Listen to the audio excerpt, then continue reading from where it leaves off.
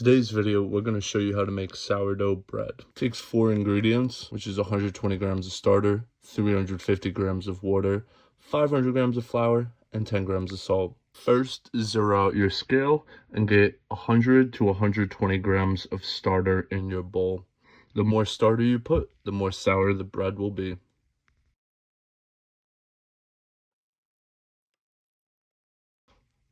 Once you have 100 grams of starter in your bowl, zero out your scale. Next, we are going to be adding 350 grams of water into the starter. Once all the water is added to the starter, mix it around to make a murky starter water. If you're wondering what flour to use, Costco has all-purpose flour that works perfect for sourdough bread. Next, weigh out 500 grams of flour. Add the 500 grams of flour to the murky starter water. Once all the flour is added, you're going to want to add 10 grams of salt. We like to use a pink Himalayan salt. Once all of your ingredients are added together, you can begin mixing. At this point, don't be afraid to mix it around with your hands as well. Once all the ingredients are thoroughly mixed together, let it rise on the table for 30 to 60 minutes. Now it is time for your first stretch and folds. You're going to want to grab the dough, pull and stretching it up, fold it over onto itself. Rotate the bowl 90 degrees and repeat the stretch and fold.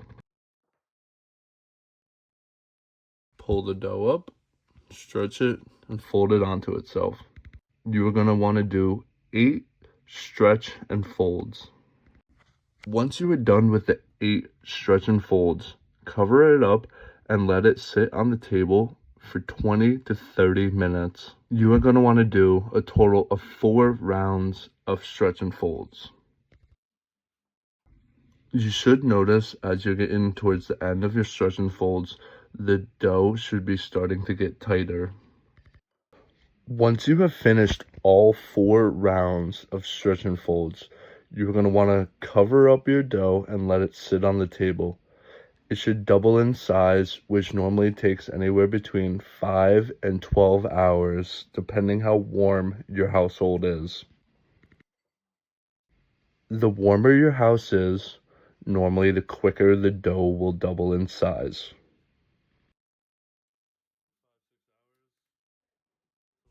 This is what your dough should look like once it has doubled in size. Begin removing your dough from the bowl. Once your dough has doubled in size, take it all out of your bowl and flop it onto the table. From here, you're going to shape your dough. Stretch it out flat on the table into a big square. Stretch your dough into a rectangle as far as you can get it without tearing it.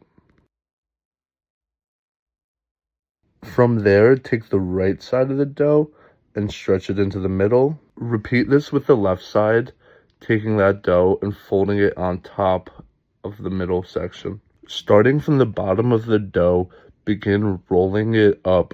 You're going to want to roll the dough into the center as you roll it. You're going to want to begin tucking the edges of the dough underneath.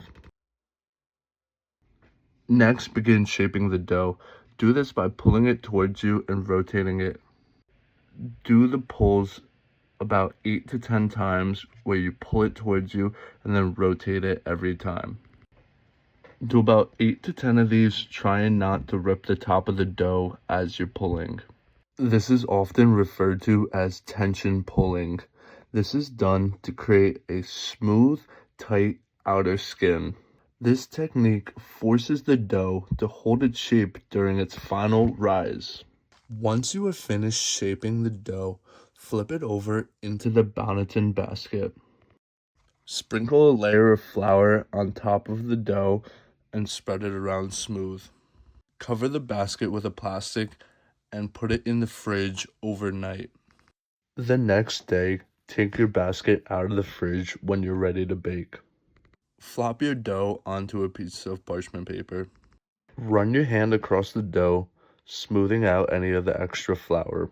Score your dough by holding your knife on an angle and moving quickly.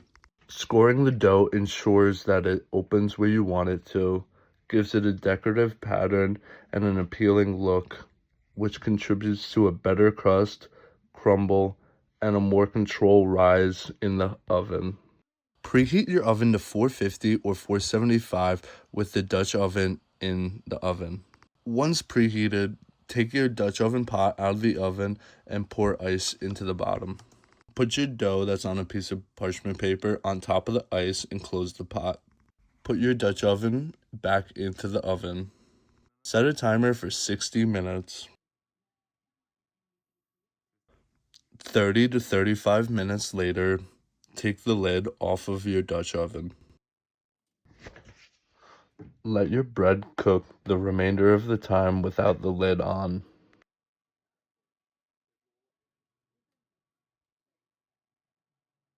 If you want to check your bread with a thermometer, it should be between 200 and 210 degrees Fahrenheit. Now you know how to make perfect sourdough bread with 4 ingredients. Time to enjoy this delicious sourdough bread. I hope you enjoyed learning how to make sourdough bread. Please like, share, and subscribe to Lubus Living for more content like this. Stay tuned for the next video where we will teach you how to make, maintain, and keep your sourdough starter alive. Thanks again for watching.